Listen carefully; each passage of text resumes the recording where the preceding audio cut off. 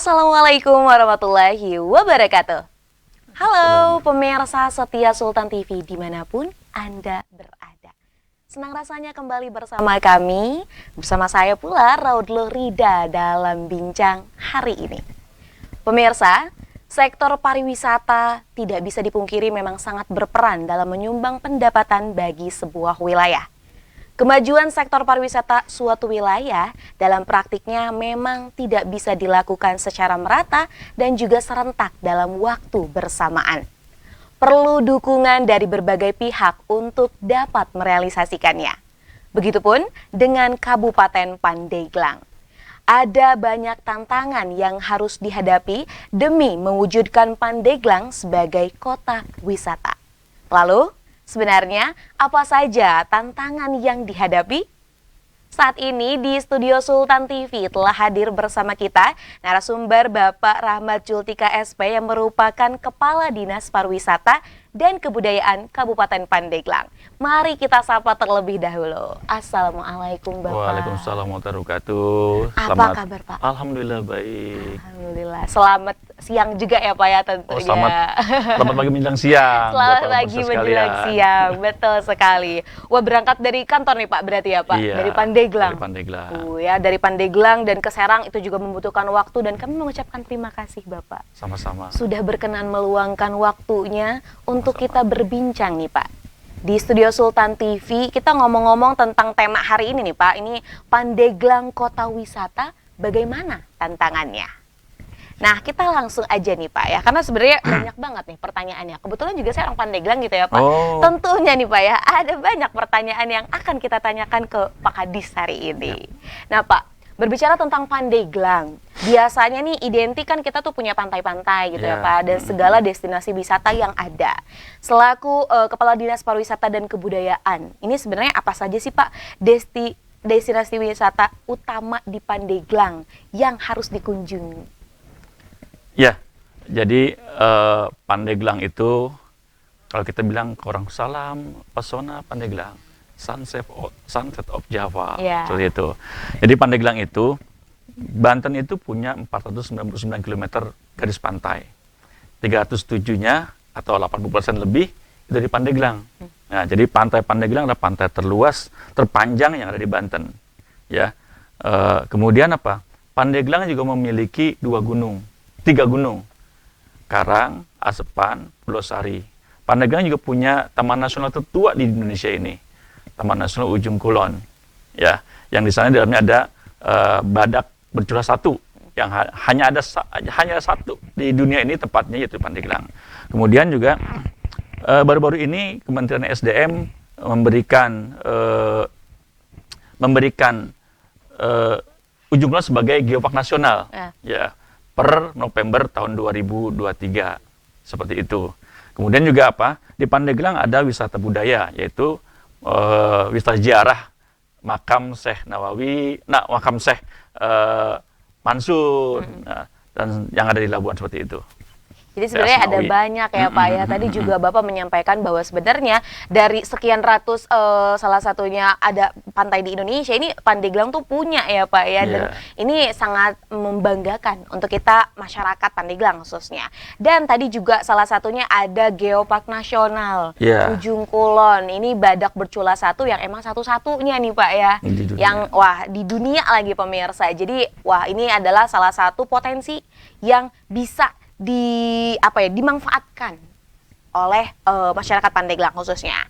Nah, di sisi lain nih Pak, selain wisatanya, tentu ada budaya atau tradisi lokal. Sebenarnya keunikan budaya dan tradisi lokal apa sih Pak yang memang dimiliki oleh Pandeglang? Kita mengenal ngadu bedug. Makanya kita punya festival yang ngebrak ngadu bedug. Kemudian seni tari saman, itu perbudayaan tari dengan zikir. Beluk, ya terkait dengan olah vokal suara, ya seperti itu. Kemudian juga ada tradisi lokal, ada namanya pasar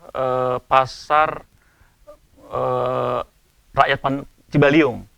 Nah, ini sejak lama ini ada, ya sejak saya datang ke Pandeglang tahun 99 hingga sekarang itu setiap tahun itu dilakukan dari mulai tanggal 17 Juli sampai 17 Agustus atau bulan penuh. Oh, berarti di bulan-bulan ini ada nih Pak? Sudah penutupan kemarin tanggal 17 itu. Tanggal 17 malam itu ditutup dengan pagelaran wayang golek seperti itu. Jadi memang banyak ngadu bedug tuh, memang kan identiknya biasanya Pandeglang dengan rampak bedug. Itu apa perbedaan rampak bedug dengan ngadu bedug? Kalau ngadu bedug itu kan ini kita festival ya, festival yang dilakukan oleh masyarakat. Jadi memperlihatkan setiap desa itu bagaimana suara bedug yang khas setiap daerah seperti itu. Ya, disertai dengan seni yang lain ya, seperti sambil ngebedug, sambil beluk seperti itu. Wah, jadi unik ya Pak, dan ini juga bisa menarik perhatian wisatawan dari daerah lain tentunya untuk datang ke Pandeglang. Nah Pak, kalau tadi kita sudah tahu bahwa ada wisatanya, kemudian juga ada tradisi budaya lokal yang uniknya nih kan, lalu kan biasanya orang itu akan bertanya, ini upaya apa sih yang telah dilakukan untuk mempromosikan keindahan alam dan juga kekayaan budaya lokal?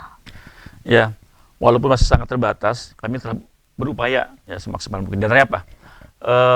Kita melakukan dulu pernah ada namanya festival ngadu bedug, tapi karena COVID ya 2 tahun COVID itu nggak berjalan. Kayaknya semua daerah itu di 2 gitu tahun ya? Itu COVID saat COVID turun. Kita bangun lagi, kita lakukan lagi namanya ngebrak ngadu bedug. Ya, kemudian kita tumbuhkan bersama dengan komunitas festival ya, festival Ujung Kulon kemarin ya, sebelum bulan Agustus. Ini rangka apa? Dalam rangka biasanya daerah-daerah yang maju wisatanya pariwisatanya itu banyak festivalnya. Nah, itu betul, betul. Kita lakukan tuh festival ya. Nanti akan diadakan lagi insya Allah di bulan September kita adakan Rhino Eco Running. Oke, itu berarti kalau ada kata Rino biasanya ini badak Pak? Ini di wilayah kawasan Ujung Kulon, ya, di Tanjung Lesung seperti itu. Nah, itu yang kita lakukan ya. Kemudian promosi ya biasa ya, mau lihat IG sebagainya, itu biasa seperti itu. Tapi yang utama adalah bagaimana membangun melaksanakan festival-festival rutin ini kita lakukan. Betul. Dan dulu kita punya 14 festival dulu tuh, tapi karena COVID ini ya, cukup signifikan ini mempengaruhinya. Jadi kita punya 14. Ada festival Ujung Kulon, ada festival Bebegi, ada festival Layang-Layang, ada festival Akasari, Asepan, Karang, dan Pulau Sari. Itu dulu pernah ada. Dan ini sekarang kita mulai merangkak lagi untuk membangun itu ya, setelah masa COVID ini. Nah Pak, karena ngomongin masa COVID, dan sebenarnya kalau kita lihat gitu, bukan hanya di Pandeglang, mungkin semua daerah ini juga kan terpengaruh dampak dari COVID. Ada beberapa mungkin sektor, entah itu tadi salah satunya pariwisata, ekonomi, atau yang lain-lain ini berdampak akibat COVID-19 ini. Nah Pak, tapi kan sekarang kita udah mulai move on nih Pak ya dari COVID, betul. Seperti itu. Kemudian bagaimana jumlah peningkatan wisatawan yang berkunjung ke Pandeglang pasca COVID ini nih Pak? Apakah signifikan naik atau ternyata masih stuck aja gitu? Alhamdulillah ya, catatan data kami ya dari Dinas Pariwisata Kebudayaan, COVID itu kan 2020-2021 ya. Nah, catatan wisatawan mancanegara yang datang ke Pandeglang ini ya, tahun 2020 itu 1.816. Kemudian nurun di bulan 2021 menjadi 1.760. Tapi 2022 itu meningkat menjadi 2.938. Ini wisatawan mancanegara. Tahun 2023 itu masih sama dengan 2022, yaitu sekitar 2.862. Jadi gini, jadi masa COVID turun, sekarang mulai naik lagi. Naik lagi seperti itu. Jadi emang ada perubahan ya Pak ya, dan perubahan ini nggak dari yang COVID tadi kita turun, nggak turun aja. Ternyata ini dengan lambat laun kita juga menambah seperti itu.